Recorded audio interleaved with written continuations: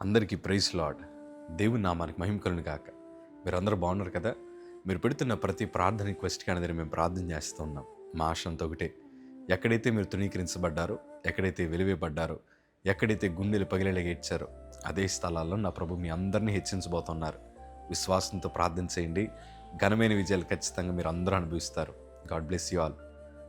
చూస్తూనే డిసెంబర్ 31 తారీఖు దాకా వచ్చేసాం. ఇలాగ మనం ఇప్పటిదాకా క్షేమంగా ఉన్నామంటే అది కేవలము దేవుని ఉన్నతమైన కృప మాత్రమే. దేవుడు ఇంకా మనల్ని సజీవుల సంఖ్యలో ఉంచారంటే దాని వెనకాల ఒక ప్రత్యేకమైన కారణం ఉంది. ఎన్నడూ మీరు దిగులు చెందొద్దు, ఎన్నడూ నిరుత్సాహపడద్దు.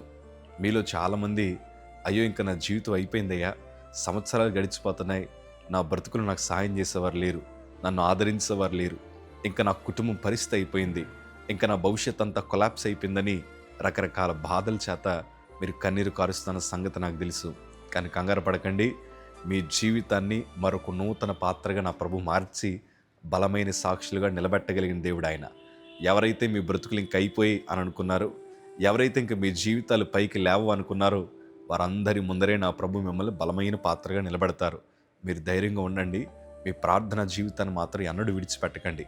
దేవుని మాటలో నాకు చాలా ఇష్టమైన మాట యెషయా గ్రంథము 41వ అధ్యాయము 13వ మాట చదవగలిగితే, నీ దేవుడు నేను యెహోవానగు నేనే, భయపడకుము, నేను నీకు సహాయము చేసేదనని చెప్పుచు నీ కుడి చేతిని పట్టుకొనుచున్నారు. దేవుడు మనకి సహాయము చేసే దేవుడు ఆయన. సహాయము చేయడం మాత్రమే కాదు, నిన్ను విడిచిపెట్టకుండా ఆయన నీ చేతులు పట్టుకోవాలని ఆశపడుతున్నారు. ఈ వాగ్దానాన్ని ఎత్తుపట్టుకుని ప్రార్థించండి. దేవుడు మీ చరిత్రను మారుస్తాడు. చాలామంది అనొచ్చు, మీకు ఇంక సాయం చేసే వాళ్ళు ఎవరు లేరు కాబట్టి మీ జీవితాలు అయిపోయాయి. అందరూ చేతులు ఎత్తేసి ఉండొచ్చు.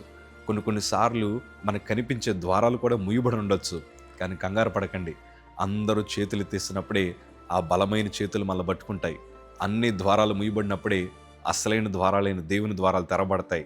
ఈరోజు ఈ 31st నైట్ రాత్రికాల సమయమున మీ మందిరాల్లో మీరు కన్నీరు కార్చి ప్రార్థించండి. ప్రభా, ఈ బలహీనమైన చేతులు మీరు పట్టుకోండి అయ్యా, మీరు మాత్రమే నాకు సహాయం చేయగలిగిన సమర్థుడు అని మీరు ప్రభు పాదాల చెంత కన్నీరు కార్చండి.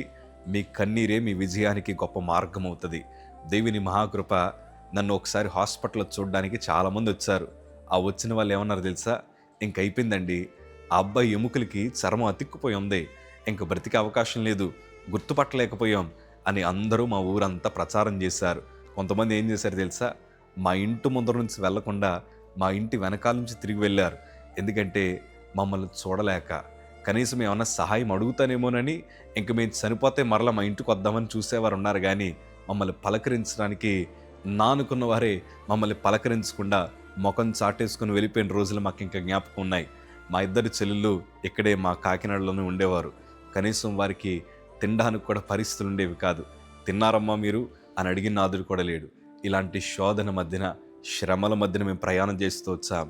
కానీ అందరూ విడిచిపెట్టిన ఆపత్కాలంలో నమ్ముకోదగిన సహాయకుడు ఆయన మాత్రమే గనక మా చేతులు పట్టుకుని ఆయన మమ్మల్ని ఈ శోధన నుంచి బయటికి తీసుకురావడమే కాదు, ఈరోజు అందరి మధ్యన పాత్రగా నిలబెట్టాడు ఆయన. అందుకే గుండెల మీద చేతులేసుకుని మాట చెప్తున్నాను, అంతా అయిపోయింది అని ఎప్పుడు అనుకోద్దు.